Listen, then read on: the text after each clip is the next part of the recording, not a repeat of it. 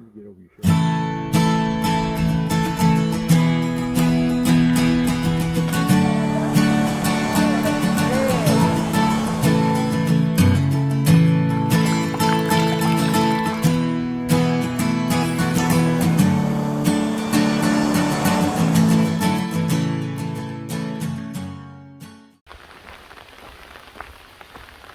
Since my brother fixed my tractor for me and probably saw the video that I posted, he wanted to pay him back. He wanted to see how I set up my hammock in the rain. He's interested in hammock camping, and so to pay him back, I'm going to do this for him. I told him next time it rained I'd go out there and see if I could do him a video so he'll probably just sit back there and laugh, but we'll see how this turns out. Have fun.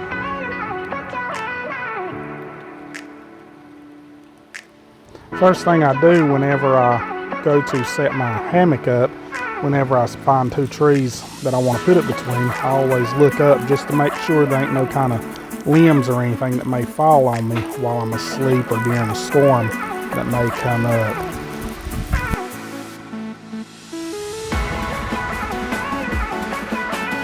When I'm setting my hammock up in the rain, I always set the tarp high so that while it's raining I can put my stuff underneath the tarp, as you can see, and then I spread my tarp out and I can work up underneath the tarp and not have to bend over so much. I put all my gear up underneath there so it's not getting as wet while I'm working to set up my hammock.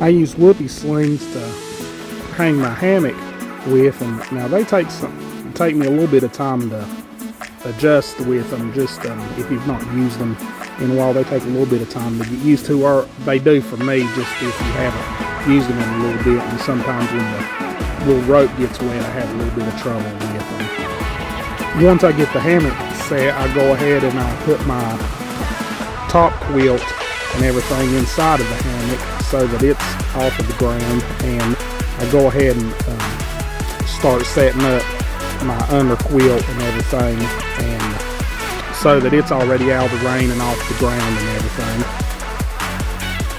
After I get my top quilt and under quilt and everything in the hammock and I'm kind of content with where the hammock's setting at, I'll go ahead and start to lower my tarp so that it'll be closer to the hammock, and I'll know when I sit down in the hammock if I need to do some further adjustments for the hammock.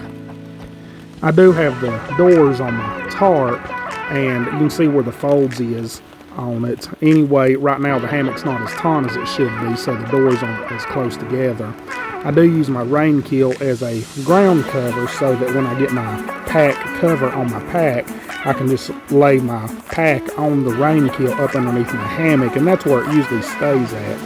Now, once my pack's underneath there, I can sit down in the hammock or, kind of gauge it to see if I need to raise the hammock up or do any further adjustments on my hammock before I go into it tonight to sleep.